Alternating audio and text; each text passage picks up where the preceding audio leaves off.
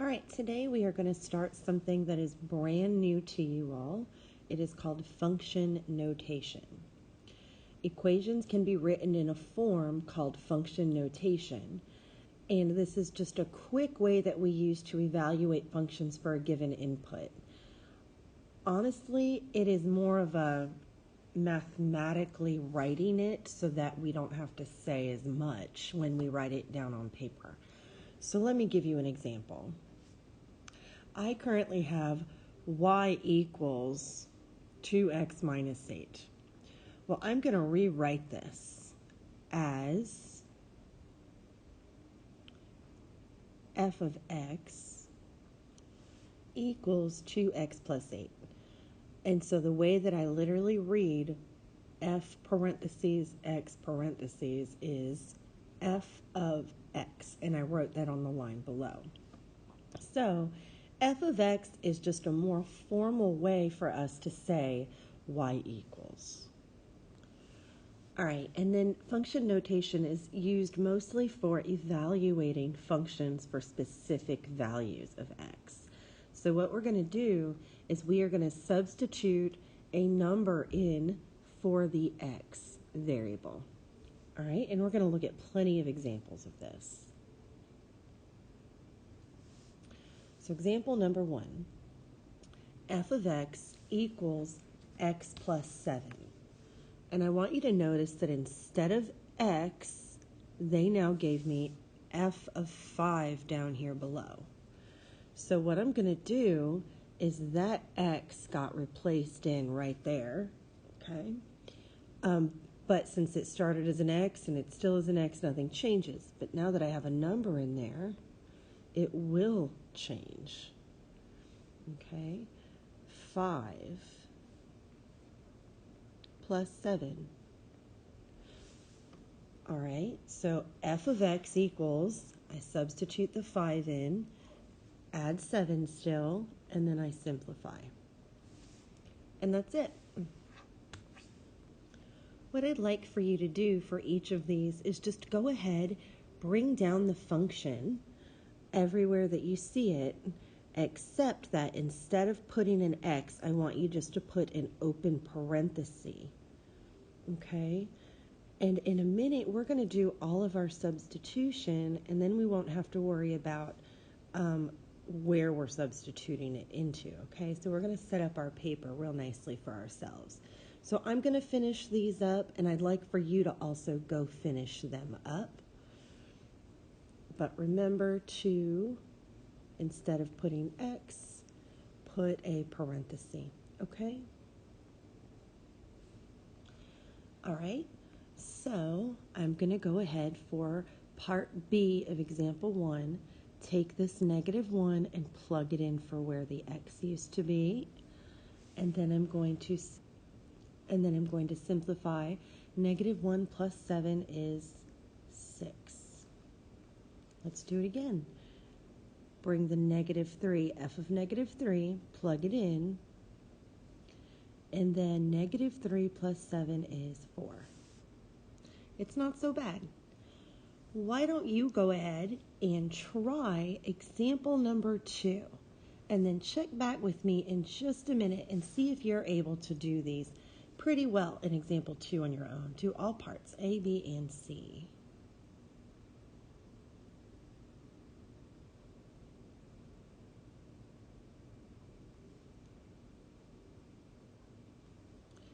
Now simplifying these, some of them you can pretty much do really easy in your head. Some people might need to do some scratch paper out to the side. Either way is fine, okay? 3 times 1 is 3. 3 minus 8 is -5. And I'm running out of space. All right, 3 times -3 is -9. -9 minus 8 is -17. Okay, and the last one, 3 times 0 is 0. 0 minus 8 is just -8. And that's it. Those are my 3 answers. Okay, so they give me an input, I plug it in, and then I get the output. It's very much like we were doing yesterday, except that rather than using function tables, they're using function notation. Okay? Let's try number 3. Plug in -3. And I'm just doing this one with you because of the fraction, okay? So, -3, put it over 1 with our fractions, okay? -3 over 3 is -1 on top, +1 on the bottom. And then I have 2 times -1, which is -2. Bring down the -1. -2 minus 1, remember, think of money, and I get -3. Let's do part B, which is very easy. 2/3 times 0, anything times 0 is 0. And then 0 minus 1 is -1. Okay? All right, try number 4. Now, number 4 is different because I see x squared minus x, and I have the x in more than one place. But it's not going to change what we do, okay? I'm still going to plug in -4 everywhere I see an x value, okay? And now let's reduce. -4 squared gives me 16 positive. And then here I have minus a negative, and they're right side by side, which means that that really becomes +4. So my result here is 20. Okay, let's try part B. Plug in -1 and -1. And now we're going to reduce. -1 times -1 is just 1. Minus a negative becomes +1. 1 plus 1 is 2. Hopefully we're doing so good so far. Okay. We're going to come over here and look at examples 5 and 6. And then I've also added an additional example to the bottom of your paper. Okay. Example 5 is the first example where we are not seeing f of x. And actually, it's not the first one. It was there in number 3 as well. We had an h of x. And in number 2, we had a g of x. So they're not always going to use the letter f for function notation. H and g are also very common. So I just wanted to point that out so that you can become comfortable with all 3 of these letters, all right? All right, and so what we're doing, let's see, I'm going to rewrite my function, but wherever I see an x, I put a parenthesis. Okay. And now I'm ready to do the substitution. So take this -4, plug it in. All right, so I have -4 times -4 is 16. All right, now I've got to do 3 times 16, and I get 48. 48 plus 7 is 55. I did not do 3 times 16 in my head. I did some scratch work out to the side. Remember, that is always okay for you to do. Okay. Now I'm going to do part B, h of -2.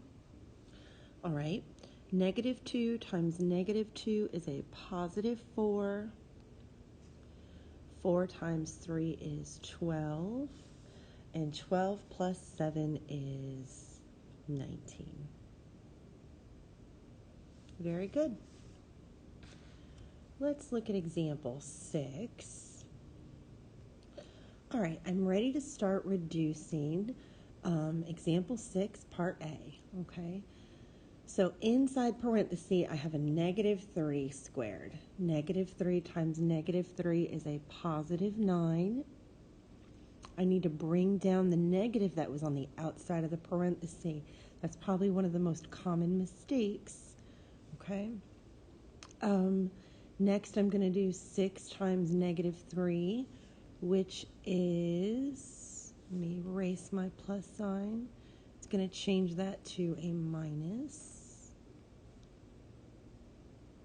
18 minus 4. And if I put all those together, I get negative 31. All right? Let's try example B. I'm going to plug negative 1 into both of my parentheses. Negative 1 squared is 1. Bring down that minus. 6 times negative 1 is negative 6. Bring down the negative 4. And that simplifies to give me negative 11. So even though some of these are bigger and they look like things that we really haven't worked with much, all we're doing is plugging in the numbers for the variables, and we can evaluate that using our order of operations. Okay?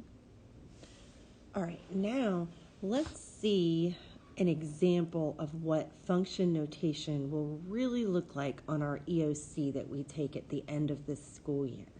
Okay? So a real EOC example would look like if f of x equals x plus 7 and g of x equals 3x minus 8, find f of 5 minus g of 1. So what they're doing is they are giving me two different function rules. So I'm going to use two different colors, okay? So this function rule is x plus 7, okay? And then what I'm going to do for this function is evaluate it for the number 5. 5 plus 7 is 12. All right. Now I'm going to evaluate the g of x function for the number they gave me. Okay. So 3 times x minus 8. I'm going to plug a 1 in there. 3 times 1 is 3. And 3 minus 8 is negative 5. And then this part here is really important. I'm bringing down the minus sign that they gave me originally, okay? A lot of students make mistakes here with these minus signs that are not a part of the functions. Okay, notice that this negative 5 is its own number. The 12 is its own number. And I still have to bring down the subtraction sign between them. A lot of students think that when this is negative 5, that is the same as the minus sign that was in the original. And it's not the same thing. Okay? All right, now what we're going to do is simplify this last set of numbers. So I see minus a negative makes this become 12 plus 5, which is 17. And so on our EOC, this would be a constructed response item, and this is what we would type in, is 17. All right, hopefully we're doing pretty well with these first few examples that we've seen. I now want to give you the opportunity to try on your own, okay? Now, I do want to point out in example 10 that this is absolute value. All right? Remember, those are just a different type of grouping symbol. So I'd like for you to pause the video, try number 7, and then unpause, and let's see how you did on your own with number 7.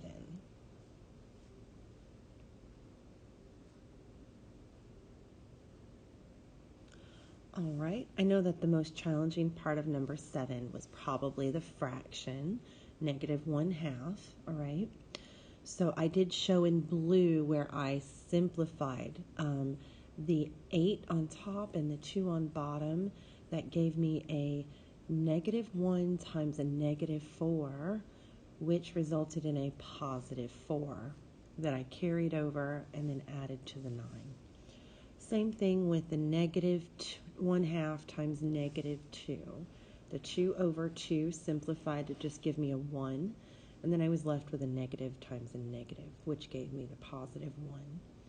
All right, let's go ahead and pause the video. Hopefully you did good there. Number 8 should be even easier than number 7 was.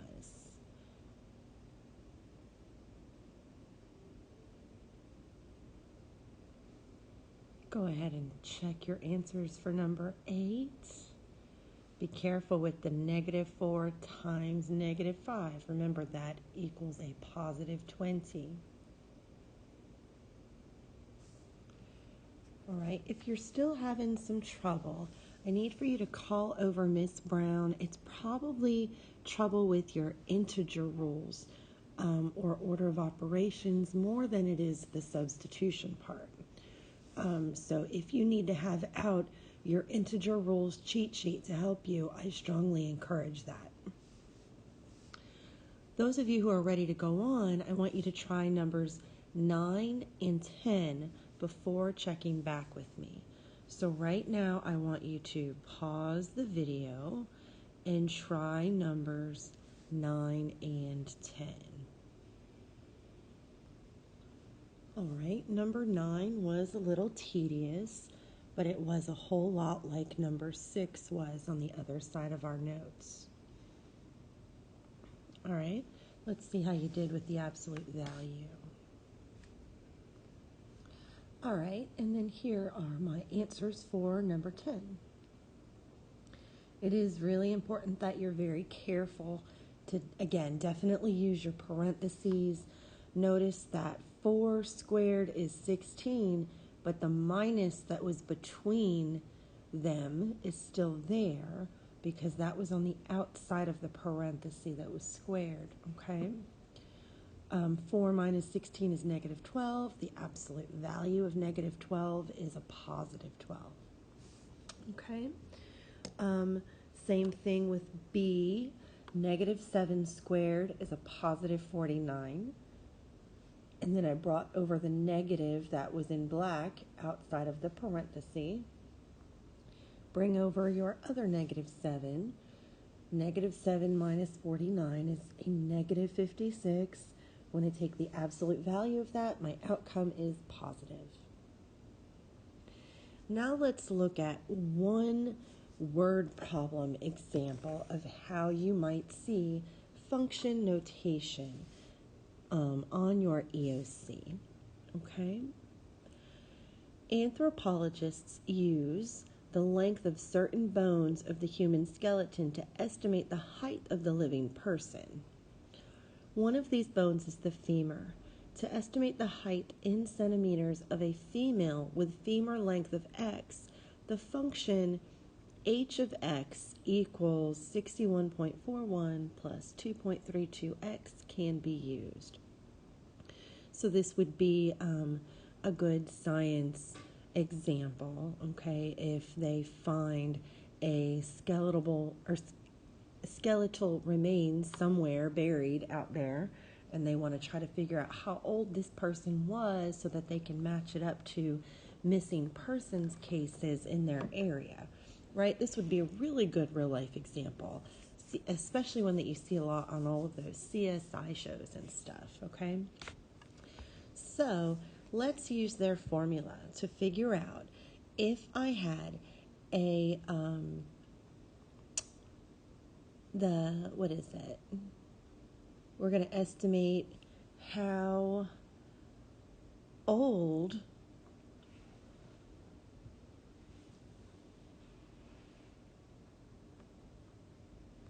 sorry, not how old, how tall this girl was, okay? So I have femur length of 46. That is my x, okay? So in this equation, everywhere I see an x, I am going to put in 46. Okay, and I am going to begin reducing this, bring down the 61.41. Let's do some quick math over here. All right, so I did my scratch work out to the side, and I got 106.72. Now if I were to add these together, I'm going to get 168.13. Okay. All right, now I need to do part 2. Part 2 says, what does this number mean? So this number, what does it mean? Okay. Well, let's reread the information that they gave us. To estimate the height in centimeters of a female with a femur length of x. So this is this person's height, centimeters. Okay, I am going to put this in a complete sentence. All right, so I wrote my entire sentence. It says, this female with a femur length of 46 was 168.13 centimeters tall.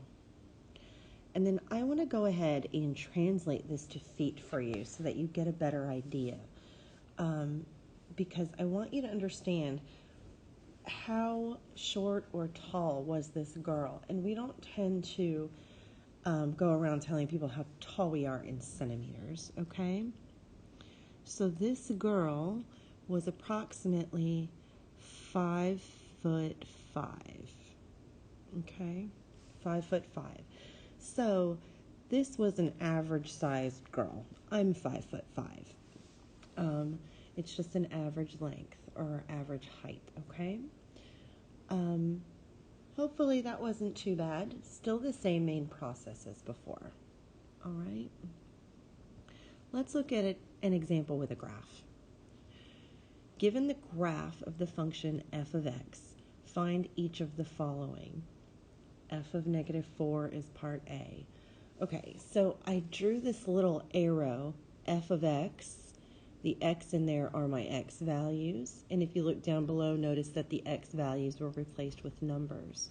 So let's talk about how we're going to do this in the graph. Okay, so here's A. What I want you to do in the graph is go on the x-axis to where x equals 4. All right, so I'm starting at the origin. I'm going on the x-axis to where x equals -4. There it is, okay? And then how would I move to get to where the line is, the function, f of x? Well, in order to get to it, I'm going to need to go up 2 spaces. Up 2.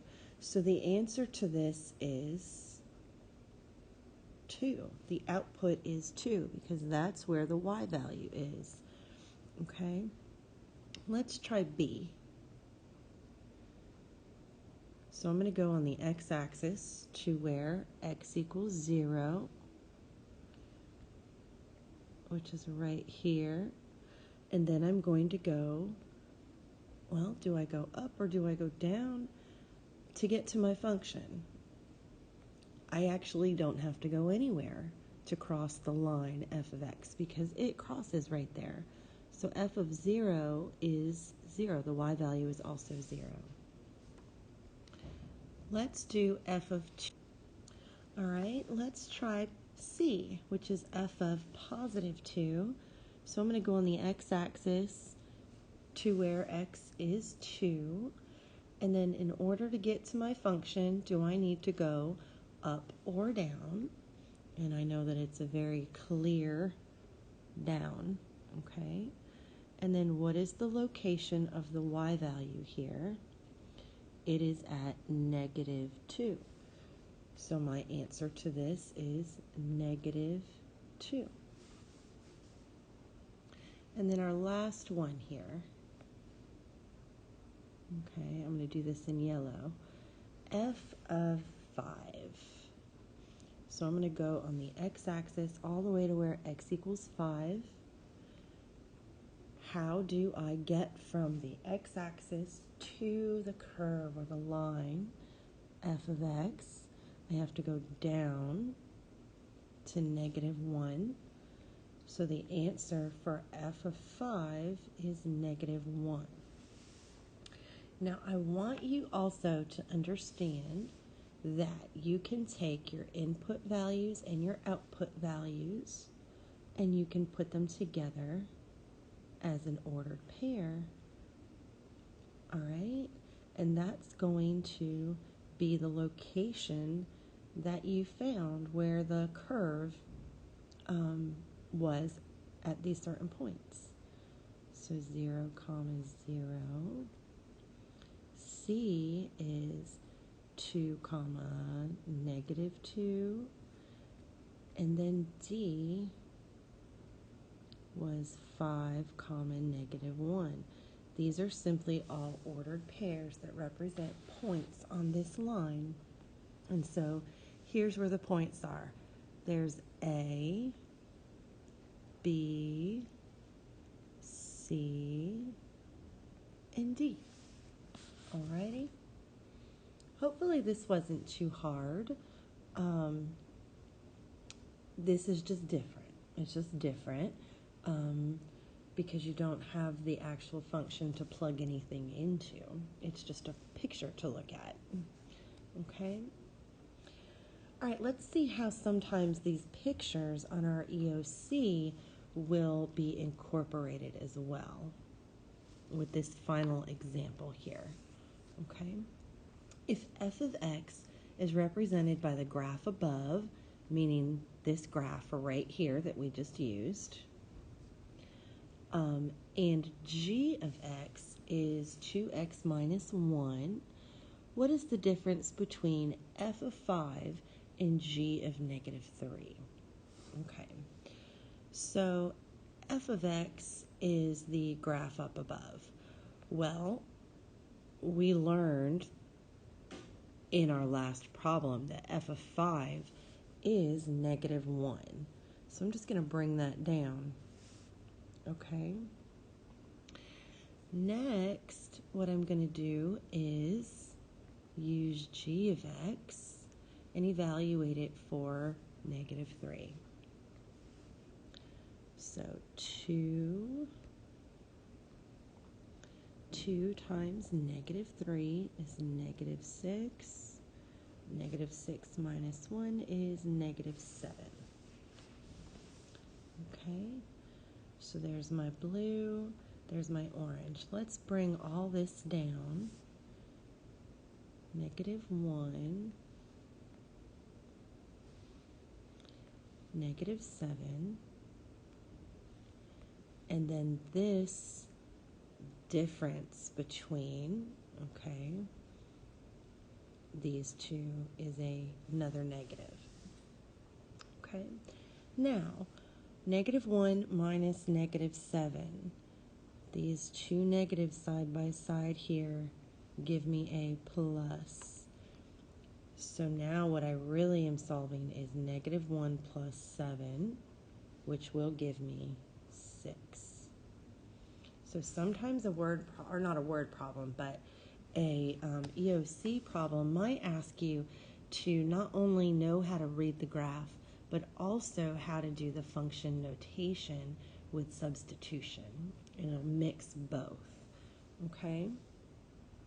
That is our entire lesson for today. There is a quiz assignment for you to practice. Start that in class now with any remaining time that you have. You should be able to finish it up so that you have no homework tonight, okay? But if you need to keep working on it at home tonight, that is fine too. It'll be due tomorrow.